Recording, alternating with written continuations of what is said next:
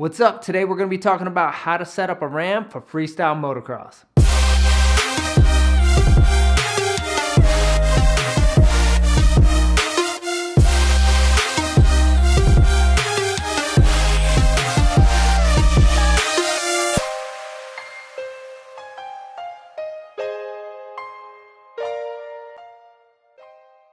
What's up? I'm Ronnie Feisst, Freestyle Motocross Pioneer, X Games medalist, and lover of God, people, and life. On this channel, I'll give you weekly advice, motocross tips, and vlogs to help inspire you to reach all of your life goals. So if that's something you're into, be sure to subscribe, and don't forget to hit the notification bell so you never miss an episode. Today, I want to share with you just a few helpful tips to help get your setup and your ramp right for freestyle moto. So when you're just getting started, you want a safe setup. You don't want a sketchy setup because you're trying to learn. One of the biggest things that I've seen through my career are bad landings. And in freestyle, you want a good landing, especially the one that you're practicing on every day, because that's where you're learning. That's if you go to any of the best riders' houses or training facilities, they have huge landings. So if the best guys in the world are practicing on these big landings, how much more should a beginner or early intermediate at freestyle have a safe, big landing? Freestyle is dangerous. You don't need to make it any sketchier than it is. So build a big landing, 14 foot tall, 16 foot wide with like a 10-foot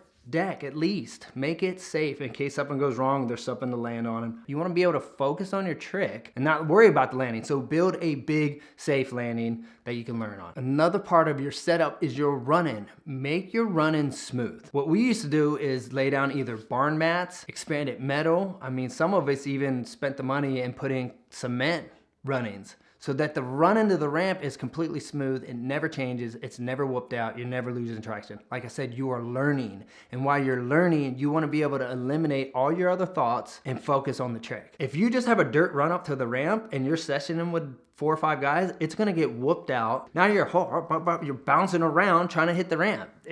Now you're thinking about just getting straight and you're not thinking about your trick. So eliminate that. When you're trying to learn, make your setup safe and easy. Lay down barn mats, lay down expanded metal, put in a cement run-in, and put it as far back as you can. Just line up the thing so you turn, and as far as you're going on that ramp, it's just smooth, it's perfect, it never changes, you never lose traction.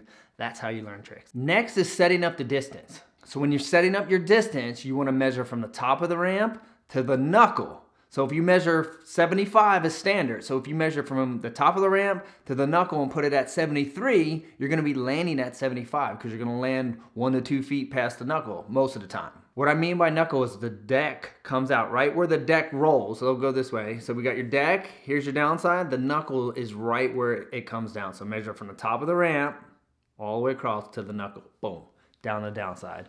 Sweet spot's a few feet down the downside. So what's cool about a ramp, if you're just learning, you do not have to set up the ramp at 75 feet and just go, I don't even know how fast to hit this, I'm gonna guess, and jump it. Push it in. Like, if you're not comfortable at 75 feet and you never jump 75 feet, then use some common sense. Don't set it up there, push it in. You can push it in as small as you want and push it back 5 foot. Push it back 5 foot, maybe 10 foot if you're feeling comfortable, and work it back. And you can still learn on 65 feet. You can learn on 65 feet. You can learn tricks on 70 feet. Like, there's standard 75, that's normal. But you could still put it at 70 and learn tricks all day. You can put it at 65 and learn tricks. Once you start getting 60 and lower, it starts to just not enough time, so then you're just rushing stuff. So you want to keep it, I would say keep it from 65 to 75, 60 bare minimum, because like I said, you're going to start rushing your trick and makes it a little bit more difficult when you don't have a ton of hang time. But be wise when you're setting up your ramp. If you never jumped it, push it in, work it back little by little. And another thing is make sure that your ramp is stable. And what I mean by that is a lot of times if the ground's not level, if you just drop the ramp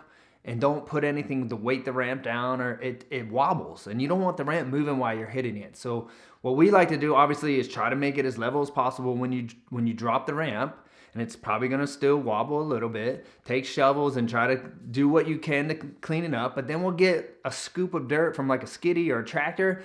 Definitely dump a big scoop in the front of the ramp because you don't want the ramp pushing forward when you hit it. So that way, stabilize the ramp so it's not moving forward, not wobbling side to side, and put some scoops of dirt on each side so it weighs the ramp down. All that weight of the dirt is gonna help keep it from rocking back and forth. So you can add some dirt, definitely put dirt in front, add dirt to the sides. And if it's really wobbly, if the ground's just super uneven, sometimes you can wedge little pieces of board you know, 2x4s or any type of wood in there, but I like to just do it with dirt so the board doesn't slip out, you know, from riding it, because that'll happen. The boards can move. So the best thing to do is stabilize it with dirt, get it all the way around the edges. Keep your ramp from moving. You want your ramp solid. So I hope these tips have been helpful. If you guys are feeling it, be sure to give it a thumbs up. If you know somebody else that might like it, be sure to share it. So if you have any more questions or input on ramp setup, be sure to comment down below. Until next time, we're signing off here on The Feist Life.